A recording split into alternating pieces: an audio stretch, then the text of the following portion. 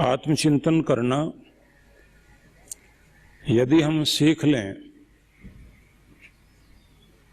तो हमारे जीवन में बहुत सारी प्रगति होती है। हर पल हमारे अंदर एक आत्म संवाद चलता है, खुद के साथ बातचीत।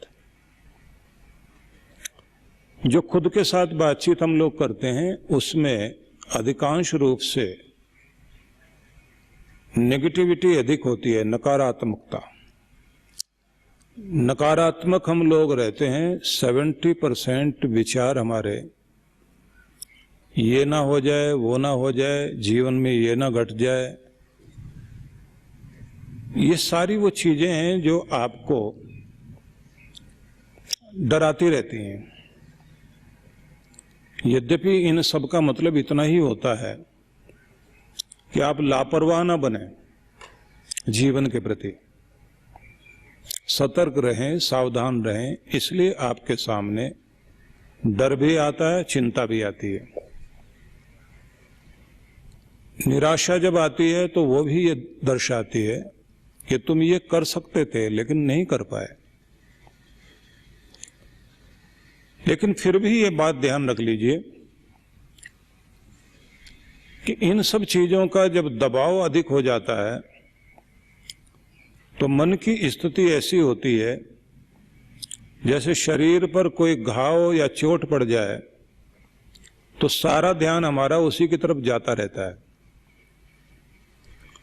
और जैसे ही वो चोट ठीक होने लगती है तो हमारा ध्यान वहां से हट जाता है और हम लोग ज्यादा अच्छे से जीने लगते हैं, व्यवहार ठीक करने लगते हैं।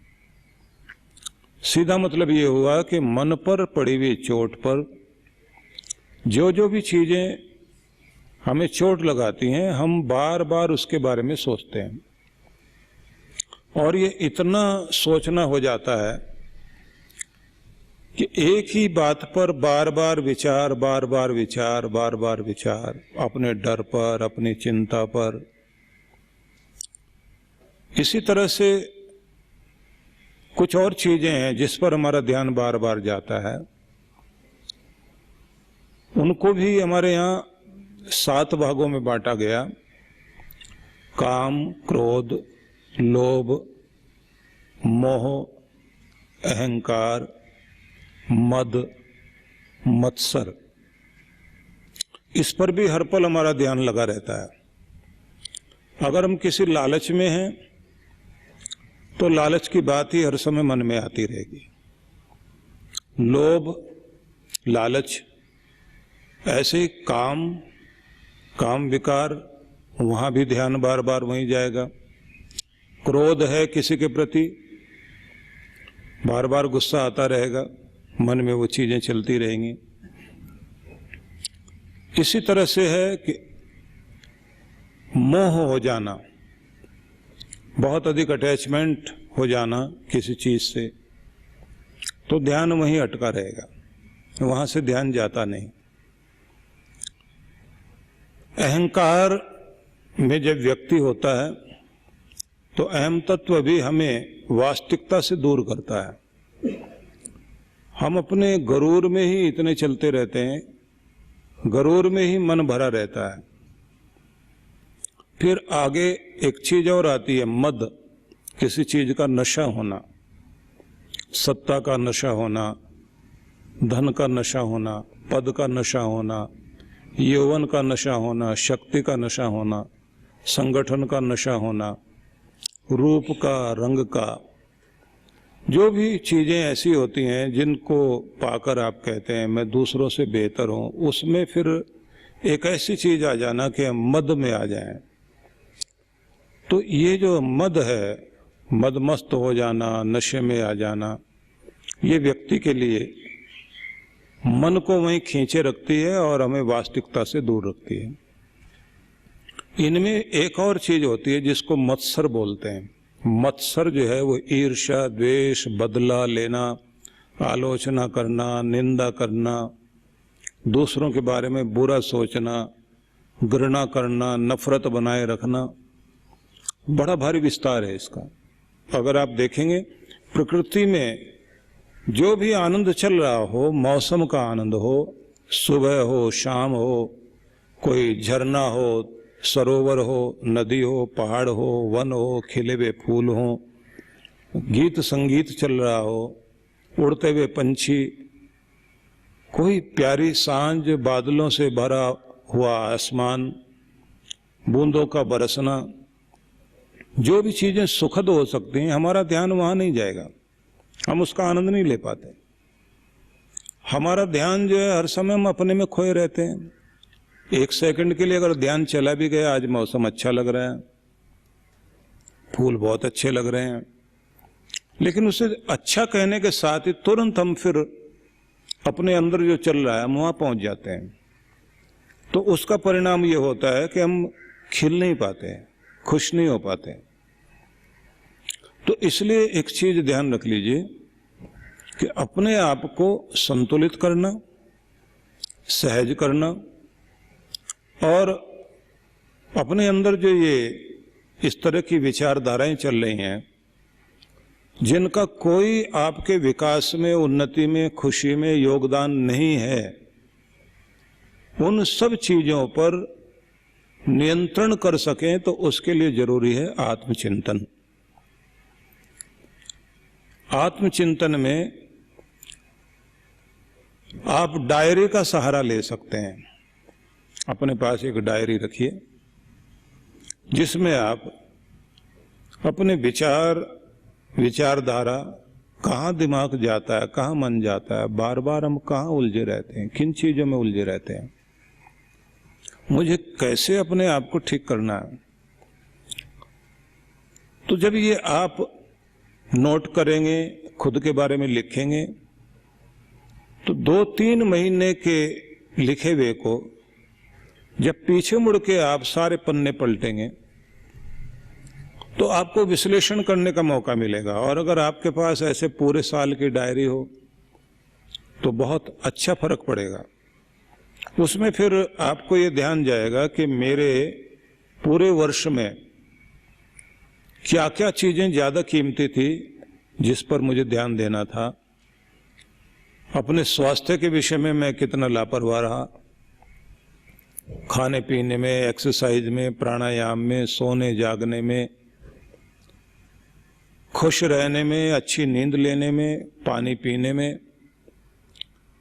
ये सारी चीजें जब आप लोग ध्यान देंगे कि अपना चेकअप भी टाइम पर हम कराएं, फिर उसके अनुसार हम लोग चलें, क्योंकि जब तक आप इस दुनिया में हैं ये ध्यान रख लीजिए कि ना तो यहां आप दुख भोगने के लिए आए, न रोने पछताने के लिए आए, और न बीमार पड़ कर के तड़फने के लिए आए।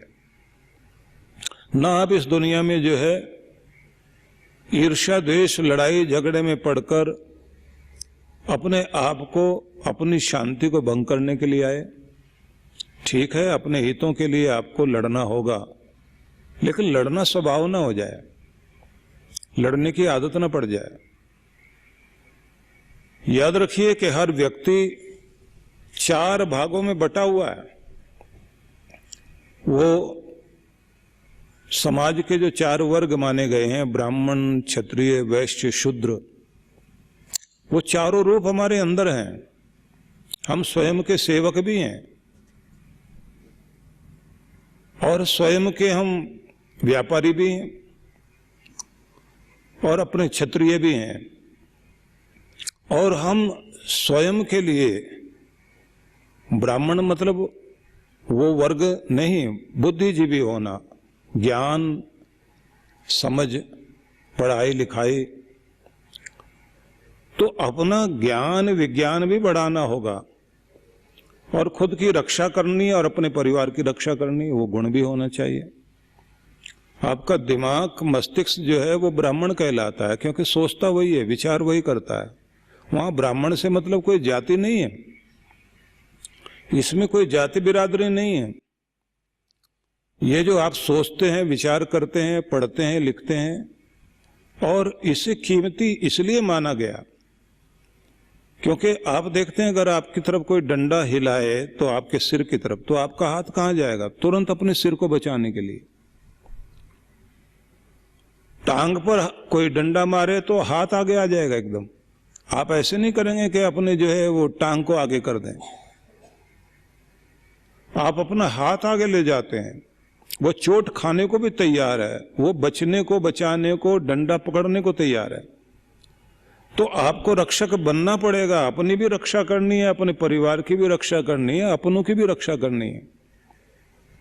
ये तो आपको करना ही पड़ेगा। और जैसे आपके शरीर में भोजन जाता है तो भोजन जाने के बाद में जो रस रक्त बनता है उसको इकट्ठा करके एक जगह रख ले, कोई ऐसा नहीं है, पूरे शरीर में देना पड़ता है उसको, उसी के लिए वो इकट्ठा कर रहे हैं। तो जो व्यापारी लोग हैं उन्हें कमाना भी है, अपना भी भला करना है और समाज के लिए भी करना है। उसके बाद जिस पर हम टिके हुए हैं उसको आप शूद्र कह देते हैं। शूद्र का मतलब इतना गलत मान लिया गया कि हम लोग सोचते हैं कि जो दूसरी जातियां हैं वहां छोटा बड़ा करके देखने लगते हैं। उसका मतलब ये है कि वो आधार, वो जो बेस है जिस पर हम टिके हुए हैं, सेवा वाली बात। आप अगर देखें तो आप अपनी खुद की साफ सफाई करते ही हैं, अपने घर की साफ सफाई करेंगे, अपने कपड़ों की साफ सफाई करेंगे, आप जिस पर टिके हुए हैं वो। तो चारों रूप आपके अंदर हैं। लेकिन इसके बाद में एक चीज होती है कि आपके स्वभाव में एक प्रमुख गुण होता है। प्रमुख गुण होगा, आप जो है बुद्धिजीवी हैं तो ब्राह्मण वृत्ति कहलाई जाएगी। आप जो है पढ़ाई लिखाई को, व्यापार को इतना महत्व नहीं देते, लेकिन आपके अंदर ये गुण जरूर है, रक्षा करना, आर्डर देना, प्रशासन संभालना, ये सारी चीजें, प्रबंधन करना, ये सारी चीजें अगर आपके अंदर हैं तो फिर आपका गुण दूसरा हो गया, आपके अंदर वो क्षत्रिय स्वभाव आ गया। और अगर आपको हर जगह लाभ हानि दिखाई देती है, कमाना, पैसा इकट्ठा करना, हर चीज जो है बिजनेस की दृष्टि से देखते हैं, तो फिर आपकी दृष्टि दूसरी हो गई। और अगर आप सेवा वृत्ति में, नौकरी में, जॉब में, छोटे मोटी चीजें यही सब करते हैं तो आपका भाग दूसरा हो गया। इनमें देखना पड़ेगा कि आपके मूल चार चीजों में स्वभाव कौन सा है। अब सवाल ये आ गया कि आप अपनी चिंतन धारा में जब मुड़कर पीछे देखते हैं कि मुझे अपने घर में रक्षा भी करनी है, ये चारों चीज आपके अंदर हैं, चारों चीजें आपके अंदर रहेंगी, मतलब ब्राह्मण, क्षत्रिय, वैश्य, शूद्र वाले चारों चीजें आपके अंदर है। एक मुख्य गुण होगा जो आपकी पहचान बनेगा, एक की मोनोपली होगी, उसके नाम से फिर पुकारा जाता है कि ये पढ़ा लिखा, पढ़ाई लिखाई में विश्वास करने वाला आदमी है, या ये क्षत्रिय स्वभाव का व्यक्ति है, या ये तो व्यापारी है, या ये तो व्यक्ति जो है सेवा वृत्ति वाला व्यक्ति है, सर्विस में है। इंग्लिश में बोलेंगे, आप सर्विस कहेंगे उसको। तो कुल मिला के आप अपने व्यक्तित्व को जब देखते हैं तो इसमें यह ध्यान रखने की बात है कि चिंतन धारा में आपको स्वस्थ भी रहना है, कमाई भी करनी है, अपनी रक्षा भी करनी है, सेवा भी करनी है। लेकिन इस सब के साथ ये ध्यान रख लीजिए, हर फील्ड में सफल होने के साथ साथ आध्यात्मिक रूप से प्रबल होना पड़ेगा। क्योंकि दो पार्ट आपके हैं, एक भौतिक जो दुनिया में दिखाई देता है, जिसके हिसाब से दुनिया जी रही, दूसरा रूप वो है कि जो आपके अंदर है, आपका आध्यात्मिक रूप। उसी से पता लगता है कि आप बाहर क्या हैं। अब इसमें ये ध्यान रख लीजिए कि आपका प्रेम ही भक्ति है, आपका प्रेम ही जाके सेवा बनेगा, वही करुणा है, वही आदर मान है, वही प्रेम जो है राष्ट्रभक्ति है। मतलब एक प्रेम के सारे रूप हैं, वही श्रद्धा है, वही सम्मान देने की भावना है। जिस आदमी के अंदर कोई प्रेम ही नहीं है, ऐसा जो प्रेम रहित व्यक्ति है, वो न किसी को आदर देगा, न किसी के प्रति श्रद्धा, न कहीं भक्ति, न राष्ट्र प्रेम, प्रेम है ही नहीं। तो अपने प्रेम को इतना ऊंचा उठाएं कि वो व्यक्ति के लिए नहीं, परमात्मा के लिए हो जाए, या सारे जड़ चेतन जगत के लिए हो जाए। डायरी जब आप अपनी लिखेंगे, चिंतन करते हुए पता लगेगा कि आप कहाँ हैं, किस तरह के सोचने वाले, कितनी गहराई में जाने वाले। जीवन जीने के लिए रोजी रोटी कमाते हुए आप कुछ भी करते हो, इससे फर्क नहीं पड़ता।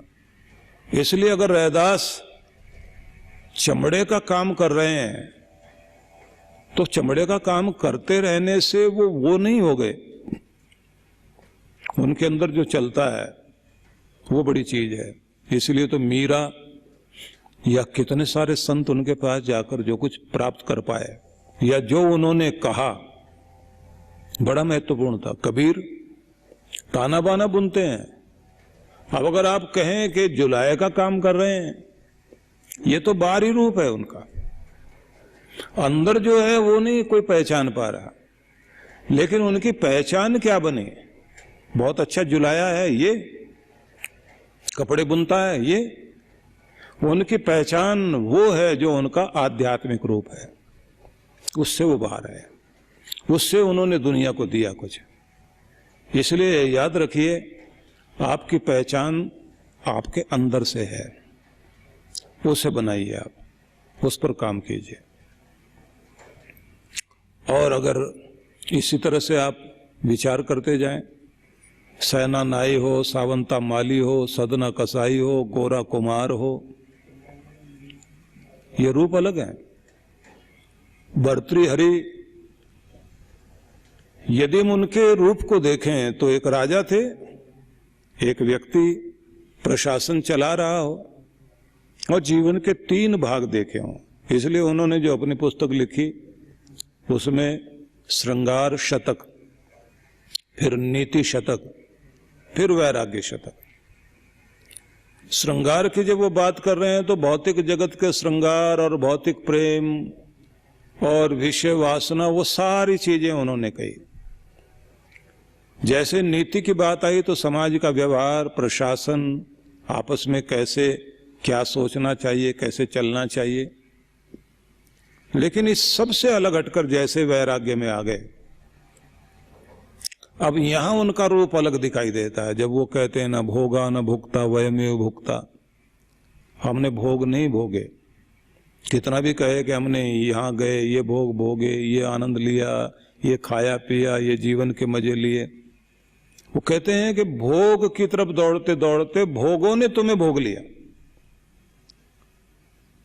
अब जब वो ये कहते हैं तृष्णा न जीर्णा वयमेव जीर्णा, तृष्णा जीर्ण नहीं हुई, हम जीर्ण हो गए।